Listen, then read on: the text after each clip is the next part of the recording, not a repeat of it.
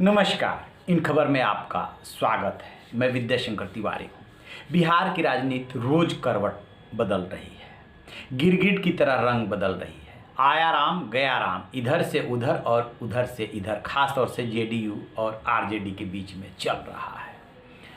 अभी कितने करवट लेगी इसके बारे में कुछ नहीं कहा जा सकता, लेकिन जिस तरीके से पिछले दिनों 6 विधायक आरजेडी के टूट करके जेडीयू की तरफ गए और उसके पहले एमएलसी गए थे और रघुवंश बाबू नाराज बैठे हैं, उसका कुछ तो परिणाम निकलेगा, कुछ तो आरजेडी को सेटबैक लगेगा।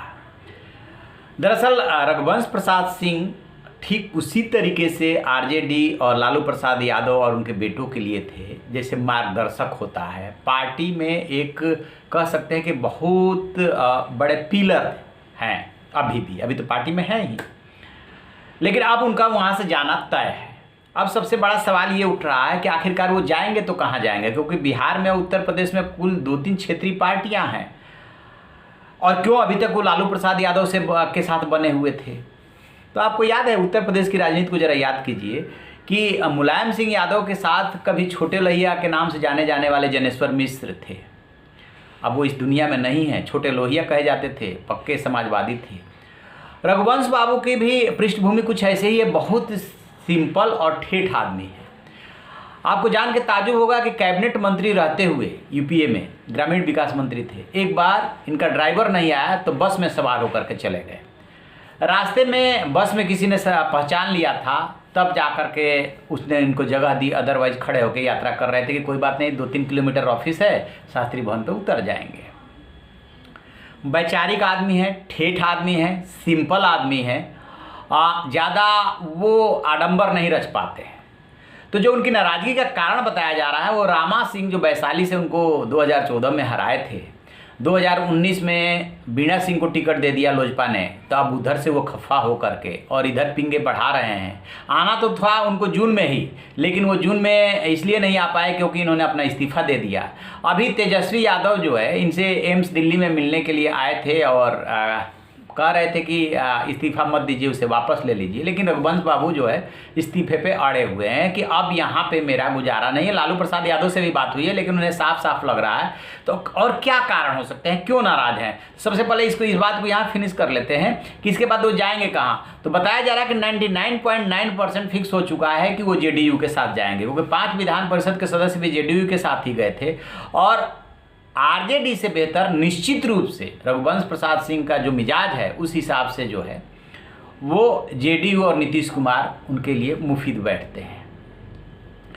वहाँ पे जो और क्या कारण है अभी इसको समझते हैं। अभी तेज प्रताप यादव जो बड़े बेटे हैं लालू प्रसाद यादव को, तो कुछ भी बोल देते हैं। उन्होंने कह दिया था कि रघुवंश प्रसाद सिंह समुद्र में एक लोटे की तरह है, बस मतलब लोटे में जितना पानी होता है उनकी कोई औकात नहीं है। स्वाभाविक है कि बुरा लगेगा, क्योंकि उनके बेटे के उम्र के हैं या पोते के उम्र के हैं और ऐसी बातें कर रहे हैं। उन्होंने पार्टी को यहाँ तक पहुँचाने में ज़माने में कितनी लालू प्रसाद यादव की मदद की है, या उनके फेस को लेकर के लालू प्रसाद यादव के आरजेडी में रघुवंश बाबू, तो सवाल उठता है कि वो आरजेडी में क्या कर रहे हैं, ये कहा जाता है। तो दूसरा सबसे बड़ा जो कारण बताया जा रहा है कि ये 2014 हारे, 2019 में कहीं ठौर ठिकाना उनको नहीं मिला, तो कम से कम ऐसे नेताओं को तो राज्यसभा में आप भेजते। लेकिन राज्यसभा में जब भेजने की बारी आई तो अमरेंद्रधारी सिंह और प्रेमचंद गुप्ता को आरजेडी ने भेज दिया, इनसे पूछा तक नहीं। ठीक है, ऐसे ही जब एमएलसी का चुनाव हुआ तब जो है इनसे नहीं पूछा गया। ये दूसरा बड़ा कारण बताया जा रहा है। पूछते तो सही, कम से कम कहते कि हमारी ये मजबूरी है। नहीं, उपाध्यक्ष हैं, बने रहे, किनारे रहें, कोई बात नहीं। तो एमएलसी के चुनाव में भी इनसे नहीं पूछा गया। अब तीसरा जो कारण निकल करके आ रहा है, रामा सिंह हो गए, राज्यसभा हो गया, एमएलसी चुनाव हो गया, कि जो जगदानंद सिंह है प्रदेश अध्यक्ष, उनसे भी नहीं बन रही है। क्यों? इसकी वजह ये है कि वो है तेजस्वी यादव के नज़दीक। राघोपुर से तेजस्वी यादव हर हाल में चुनाव जीतना चाहते हैं। उन्हें लग रहा है कि रामा सिंह आएंगे तो मेरा जीतना सुनिश्चित करा देंगे, तो वो भी उधर के साइड में ही हैं। तो उनकी कार्यप्रणाली से पहले से खफा थे, तेजस्वी यादव से सट गए तो इनको और ज़्यादा बुरा लगा।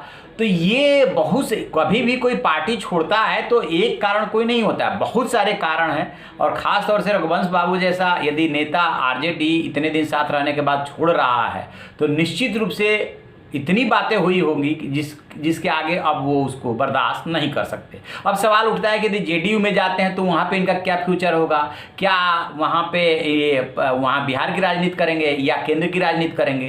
तो जो बातें और खबरें मिल रही है उसके मुताबिक जेडीयू में अभी तो कुछ ऐसा तय नहीं हुआ है, लेकिन आगे चल करके वो केंद्र की, दिल्ली की ही राजनीति करेंगे और उनको वहाँ पर वो सम्मान देने की तैयारी है। तो आप ऐसी खबरों के लिए देखते रहिए हमारा डिजिटल चैनल इन खबर। Thank you.